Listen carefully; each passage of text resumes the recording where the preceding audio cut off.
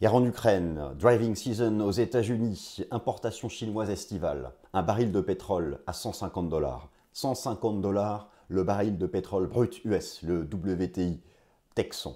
Est-ce crédible pour cet été? Bienvenue à l'émission Fast and Forex de ce mercredi 1er juin 2022.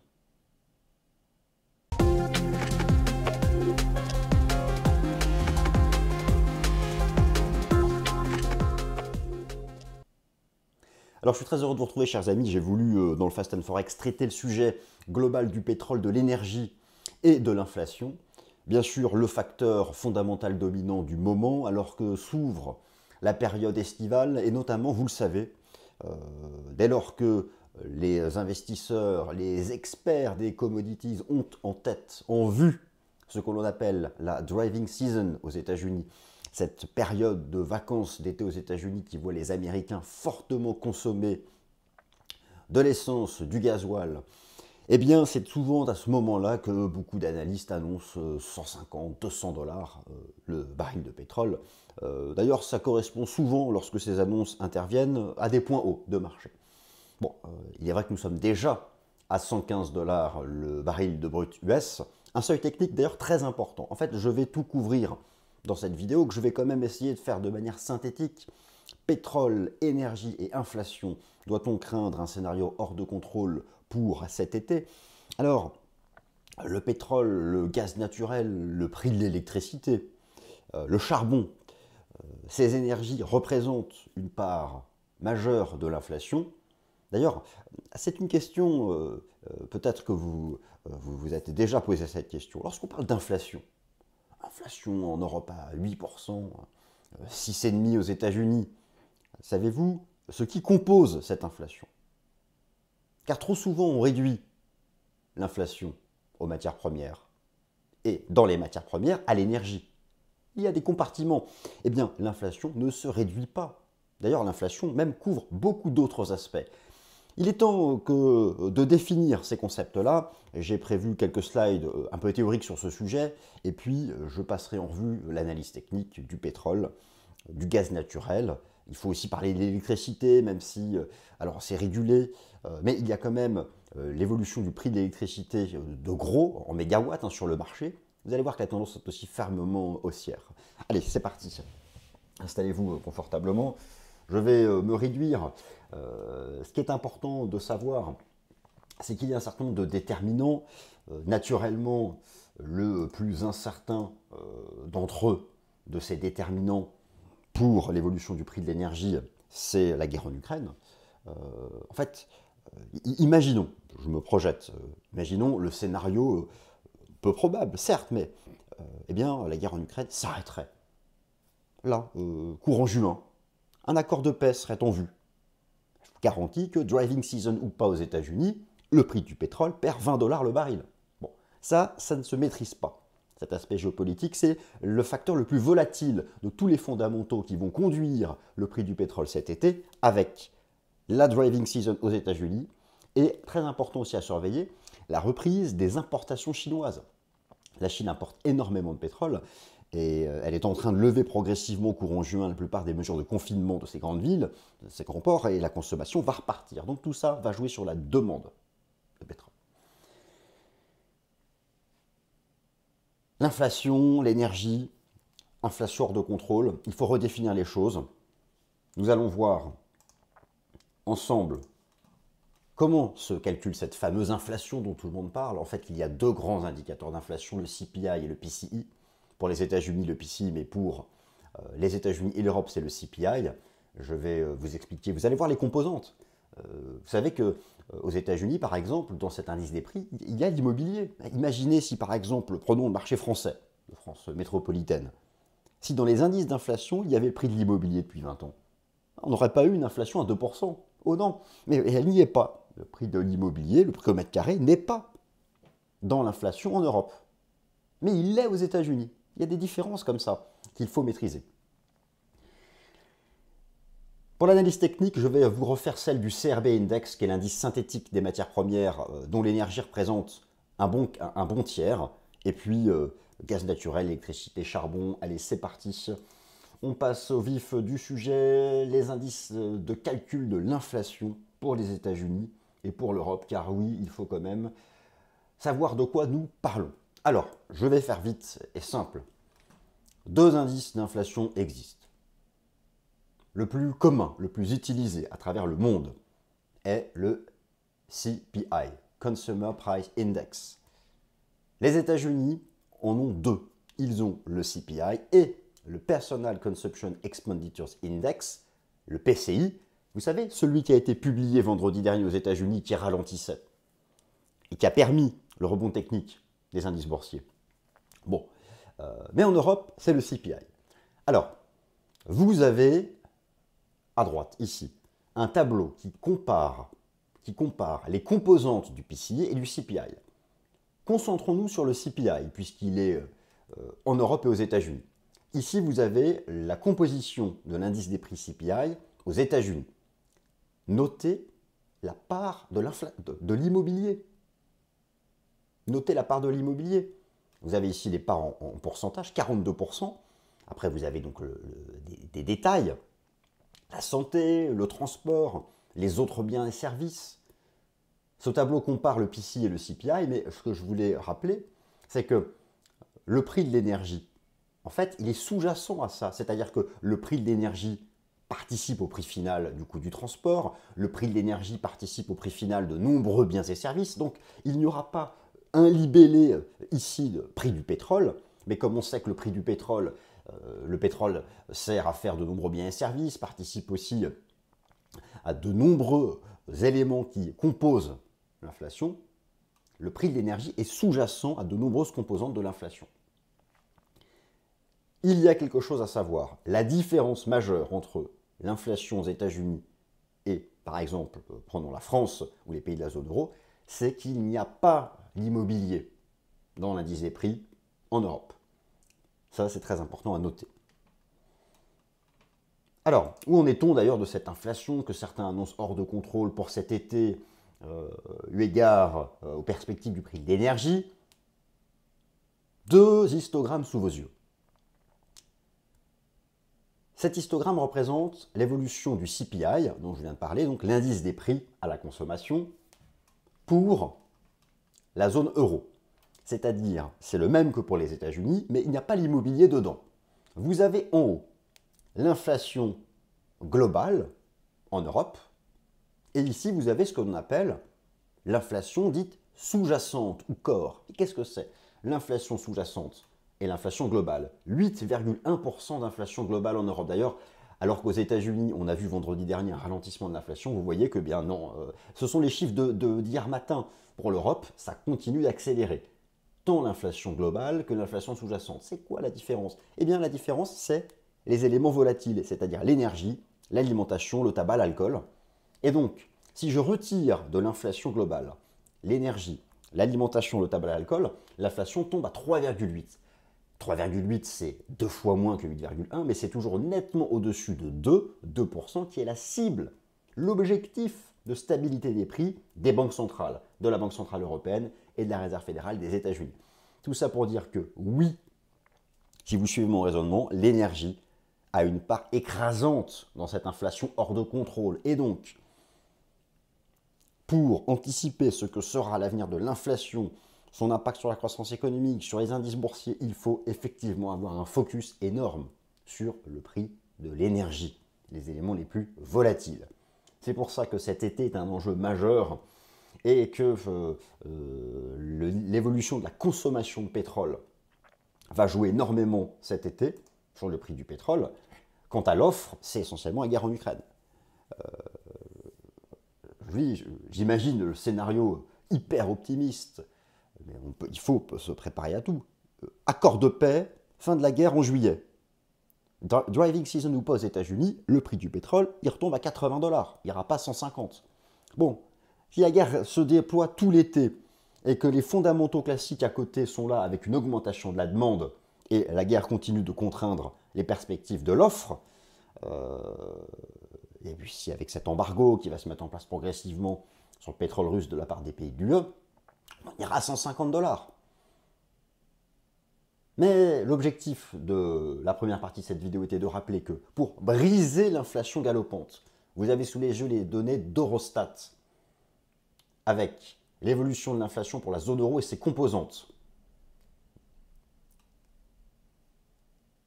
Les composants, donc tous les composantes, alcool, alimentation, tabac en jaune, l'énergie, c'est la ligne ici rouge, en orange, en rose, en épais, vous avez l'inflation globale. Regardez, l'énergie, la composante de l'énergie est la seule qui est hors de contrôle.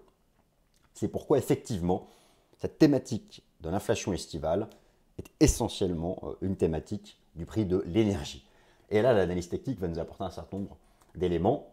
Vous savez, le prix de l'énergie monte depuis très longtemps.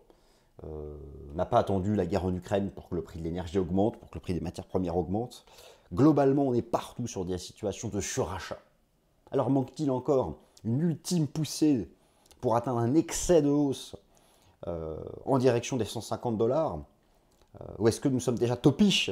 Bon, on va regarder ce que nous dit l'analyse technique. Mais en tout cas, le poids de l'énergie dans le prix des matières premières représente, vous avez un chiffre ici, 39%. Alors d'où ça sort ce 39%? Eh bien, je vous renvoie à un indice dont je vous ai déjà parlé, sur lequel nous allons faire l'analyse technique, qui est le Commodity Research Bureau Index, le CRB Index, qui représente l'inflation des matières premières. Donc là, je me concentre sur les matières premières. La mesure de l'inflation du prix des matières premières, vous avez les composantes par segment, l'énergie 39%, l'agriculture 41%, les métaux précieux 7% et les métaux industriels et de base 13%. Donc effectivement, dans l'inflation globale, le prix de l'énergie a une dimension majeure et l'énergie, dans l'inflation propre aux matières premières, c'est un bon 40%. Alors maintenant, ce que je vous propose, c'est pour envisager ce qui pourrait se passer cet été et les seuils techniques clés à surveiller, de regarder les graphiques et de faire l'analyse technique pour le CRB Index, dont je viens de vous reparler, le prix du pétrole, l'électricité, le gaz naturel et le charbon. Alors, tout d'abord, l'électricité. On ne va pas faire l'analyse technique de l'électricité, mais on en parle moins parce que c'est réglementé. Mais ce qu'il faut bien comprendre, c'est que la hausse a été énorme sur le marché de gros. Oui, pour le consommateur final ou les entreprises sur leur facture d'électricité, les hausses dont on parle là vont être répercutées plus 5 à plus 10%. Mais le prix de l'électricité a fait x5 ou x6 en un an. Vous êtes ici sur le site de rtefrance.com avec un super outil qui a un outil de comparaison du prix du mégawatt entre deux périodes. Vous avez à gauche le prix du mégawatt au 1er juin 2021 et sur les différents pays, France, Angleterre, Belgique, Allemagne, Suisse, Italie du Nord, Espagne, Portugal, Pays-Bas, Autriche, et le prix actuel du mégawatt.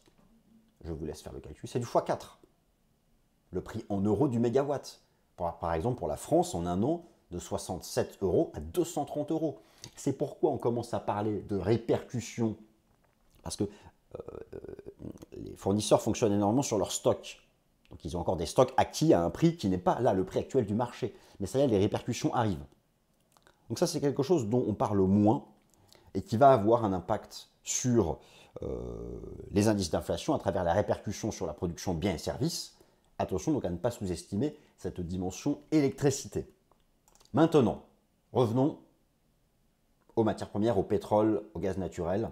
Je commence par le CRB Index. Alors vous avez à gauche un graphique qui expose les bougies japonaises en données mensuelles et à droite en données journalières.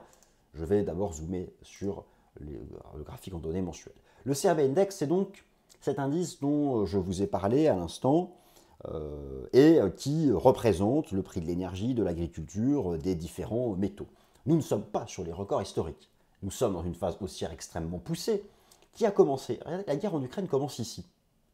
En fait, l'essentiel de la hausse avait déjà été fait depuis le point bas de mars 2020. C'était au creux de la crise sanitaire, du choc boursier de la crise sanitaire. Globalement, le prix des matières premières est en train de tendre vers ces records historiques, mais qui ont été atteints en 2011 et surtout en 2008. Ici, c'était la bulle spéculative du pétrole.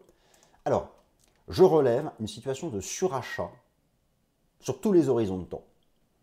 Je ne serais pas surpris de voir l'indice composite des matières premières consolidé. La difficulté, c'est qu'à l'intérieur, vous avez de l'énergie, de l'agriculture, des métaux. Si l'indice synthétique des matières premières consolide, est-ce forcément l'énergie qui va consolider? Ou est-ce que, par exemple, ce sera du côté des matières premières agricoles? Prenez par exemple le graphique du blé. On voit que ça commence à entrer en consolidation baissière. Bon, ça on ne sait pas. Mais moi je pense que l'indice synthétique des matières premières est en surachat. Je peux le mesurer ici en données mensuelles en mettant par exemple le système Ishimoku, avec un écart historique entre Tenkan et Kijun-sen, des indicateurs de momentum en surachat partout, et un prix qui peut revenir à Tenkan. Et surtout en données journalières, vous avez un écart excessif, quasi historique, entre la moyenne mobile simple à 50 jours et la moyenne mobile simple à 200 jours, et cette structure ici en biseau ascendant, qui me fait envisager, pour les prochaines semaines, une consolidation du prix des matières premières. Maintenant, ce ne sera pas forcément l'énergie. Ça peut venir des produits agricoles. Que nous dit l'énergie? C'est passionnant, vous allez voir pour l'énergie. Le prix du pétrole brut US est au contact d'un seuil décisif à 115 $. Je vous explique tout. On commence à gauche par le graphique en données mensuelles du brut US, le WTI. Le record historique est 150 $ le baril. Très bien, c'était ici la bulle spéculative de 2007-2008. Vous voyez que la hausse a commencé donc, depuis 2 ans, hein, bien avant. On était déjà à 100 $ avant la guerre en Ukraine, juste avant le déclenchement de la guerre en Ukraine. À quoi correspondent? Ici, c'était la bulle spéculative. La résistance des 115 $ correspond à ce niveau ici, les plus hauts entre 2011 et 2014. C'était en fait l'énorme résistance, le seuil de réintégration de la bulle spéculative. Et je reporte, regardez à droite maintenant s'il vous plaît. À gauche, je mets les 115 $. Sur quoi nous sommes actuellement en train de buter? Sur ce niveau historique que le marché a tenté de dépasser début mars, au des premiers jours de la guerre en Ukraine. On l'a réintégré en journalier, comme d'ailleurs ici on l'avait réintégré en mensuel. Et depuis 2 mois, on bloque sous les 115. Et encore plus passionnant, la bougie d'hier. La bougie d'hier, le marché était en train de dépasser en séance. Regardez, là, on a presque une shooting star. La mèche, c'est-à-dire qu'en séance, on était à un moment, on était à 119 $. C'était une cassure technique haussière, mais à la clôture, non. On est venu clôturer sur le niveau. Le marché est en train de nous dire que pour donner le signal d'une accélération vers les 140 $, il faut réaliser une cassure technique journalière des 115 $. Hier, ça n'a pas été fait. Et d'ailleurs, ça a permis in fine au S&P 500 de tenir son premier support à 4100 points. Donc, vous avez là un seuil qui est majeur. Alors aujourd'hui, là au moment où j'enregistre la vidéo, on retente de faire comme hier, mais qui nous dit que ce soir, on aura une cassure technique haussière? Donc, c'est passionnant. Si jamais le marché, encore une fois, échoue ce soir à dépasser les 115, je pense que cette shooting star agira et qu'on reconsolidera en direction des 100 $. Par contre, une cassure technique haussière des 115 $, c'est le signal d'une accélération à 130 et 140. Et donc d'une poussée haussière en juin pour le prix du brut US. Donc c'est vraiment le seuil technique à surveiller. Pour le gaz naturel, je pense qu'on rentre en consolidation. Alors, pas sur le moyen long terme. J'ai toujours cette cible dont je vous avais parlé. Vous avez la représentation graphique en bougie japonaise mensuelle, ici, du prix du gaz naturel. Je vise toujours le niveau des 10 $. C'est propre, c'est le report de cette énorme range, très bien. Maintenant, le marché peut très bien prendre son temps ou faire ce type de retracement. Et effectivement, je relève en données journalières un surachat, des divergences baissières et quelque chose qui n'est pas sans rappeler cette période-là. Ici, où on avait une super poussée, et puis un prix qui s'était éloigné de sa moyenne mobile simple à 50 jours et une structure qui commençait à être en divergence baissière entre les sommets des prix et ceux du momentum, on retrouve exactement ici, et un écart important à la MM50, et pire, un écart important entre MM50 et MM100. Je ne serais pas surpris de voir quelque chose de encore très latéral, voire même de revenir sur la moyenne mobile, quelque chose de plat sur le prix du gaz naturel. En tout cas, c'est topiche dans l'immédiat. Et je pense que là, La Russie continue de délivrer son gaz naturel aux pays de l'Union européenne. Je pense que là, je n'envisage pas un scénario d'accélération haussière et d'envolée en direction des 10-10-50 pour le mois de juin. En tout cas, il faut quelques semaines pour dégonfler cet environnement de surachat. Pour le prix du pétrole, ça va vraiment dépendre des 115 $. Je viens donc de vous en parler. Pour le charbon, alors pour le charbon, il y a différents types de contrats futurs.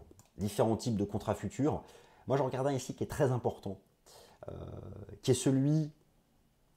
sont les contrats futurs négociés sur le marché des matières premières en Chine. C'est très important, vous savez que la Chine utilise beaucoup de charbon pour produire de l'électricité. C'est très important là aussi. Le marché est récemment revenu sur ses plus hauts. Des divergences commencent à apparaître en données mensuelles. De la même façon, en données journalières, j'ai à nouveau un écart excessif entre MM55 et MM200. Bref, je ne serais pas surpris de voir le prix du charbon ici, pour la Chine, se stabiliser, revenir consolider autour du niveau des 6. Et donc, finalement, sur le mois de juin, tant le charbon que le gaz naturel, je pense que le marché va rester flat, voire en légère consolidation baissière. Et quant au prix du pétrole, tout l'enjeu, et c'est tellement propre sur le plan technique, c'est la clôture journalière vis-à-vis de ce niveau des 115 $. Et c'est là que l'analyse technique permettra de savoir si on fera le plein d'essence à 3 € le litre ou pas. Voilà, chers amis, ainsi s'achève le Fast and Forex de ce mercredi 1er juin 2022. J'espère qu'il vous a plu. Si c'est le cas, n'hésitez pas à liker, à commenter, à partager. Merci à toutes et à tous. Passez une excellente fin de semaine.